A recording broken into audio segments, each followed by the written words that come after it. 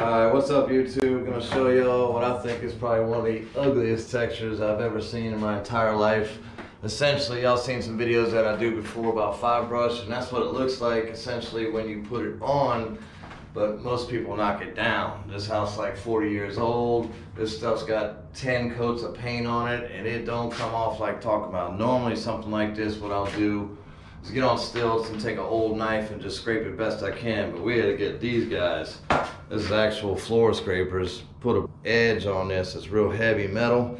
You try to do this with a 12-inch knife or whatever, it'll kill your wrist and it don't come off. I'll show you how we get rid of this, show you the float coat, skim, and a texture. A lot of people will do this stuff and put a grinder on it with 80 grit.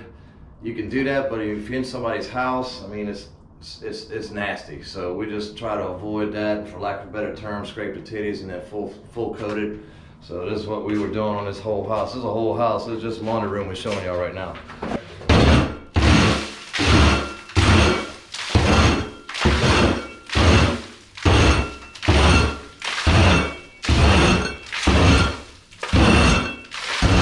As you can see, we're not getting everything off, but we're getting all the big stuff off where I can put some mud on here without it, bouncing on my knife or leaving real big blisters.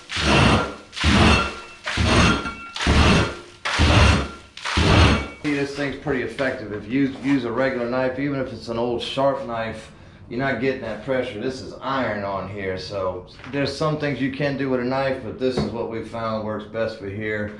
We won't bore you with the whole thing. We'll come back when we put some mud on it. So we're back. We got this thing scraped as best we can. Then we kind of fine-tuned it with the knife, spread some mud over it. So we're gonna full coat it. Bucket of 90. Let's put it. I always try to start on the angles with my 6.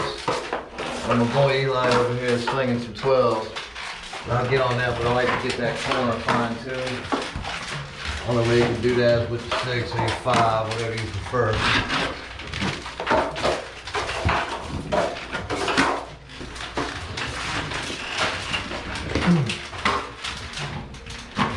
So you can see these blisters, holes that come in when you're going over thick mud or a thick texture like this. It'll kind of blister up going one way, but if you go the other way and push that mud inside, it'll be smoother.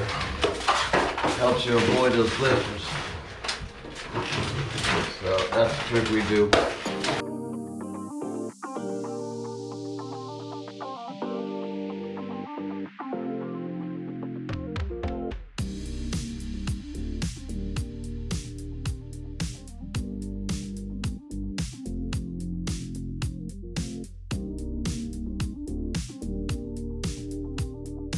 So when we're doing these ceilings, we roll with 90-minute Proform, and I actually top it off with this +3, which is kind of a mid-weight. I would suggest don't use USG green box. It doesn't work as well and it doesn't dry as fast.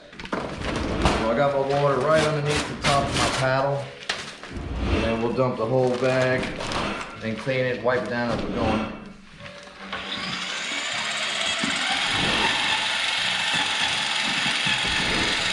If you're pouring while you're turning into the middle, it helps to keep sticking to the side. Come on, look. All of it. It's pretty loose right now, but we're going to top it off with this mud. We're not going to add any more water, but I got it nice and clean. You pour that hot mud in the center there, and then I like to scrape at least one good time underneath level. Just come around the side. Make sure you don't have any trash or powder on the side, and then top this thing off.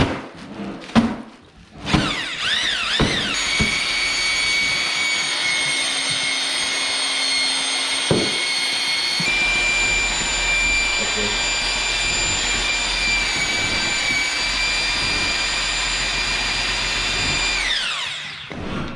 So that's how we mix a hot mud.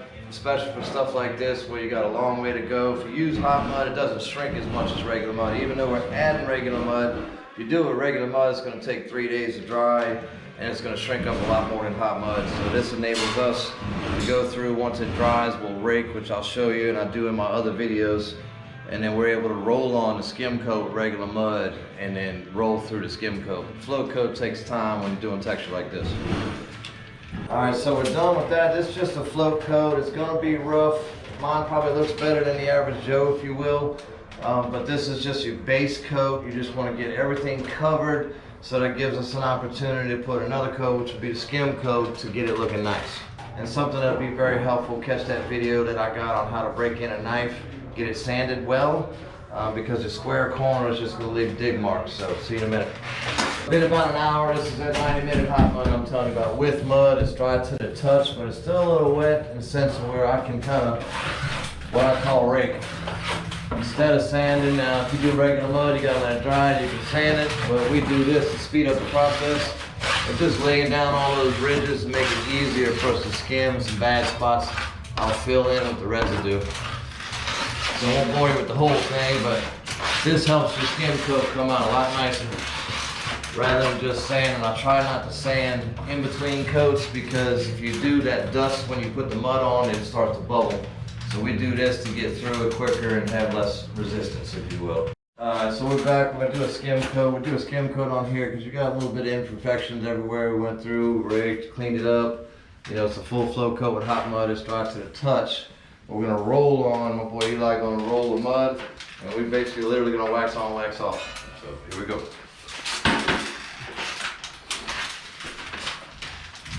Rolling it's a little faster. When you can try to roll the mud on the float coat, but it needs so much mud, it's easier just to put it on with a pan and a knife, because you need it so thick. But the skim coat's real loose. So we're just gonna roll a real even coat on there, and then I'm gonna wipe it down real tight, and we'll get it pretty.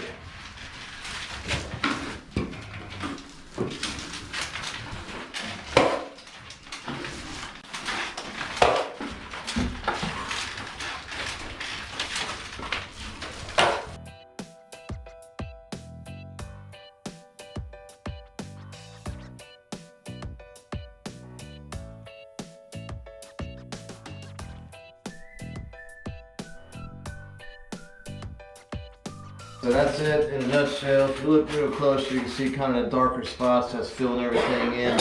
It's not completely perfect, but it's close.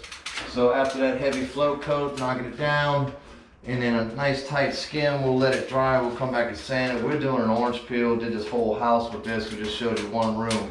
We'll come back, do a light sand, and we'll spray an orange peel. At this point though, you can do any texture you want, including smooth finish, which would involve a real detailed sand and a real good touch up. But a knockdown touch up, I've got several videos on multiple textures that you could do after you get to this point, and after you sand, I suggest use 120 so you don't put lines in it, and then brush it down real good and you're good to go. That's it on this video. You can look on the bottom of the screen and go through all my textures if you're looking for something in particular. At this point, like I said, you can use any texture you want, or even leave it smooth if it's done correctly. That's how we do it, Southern style.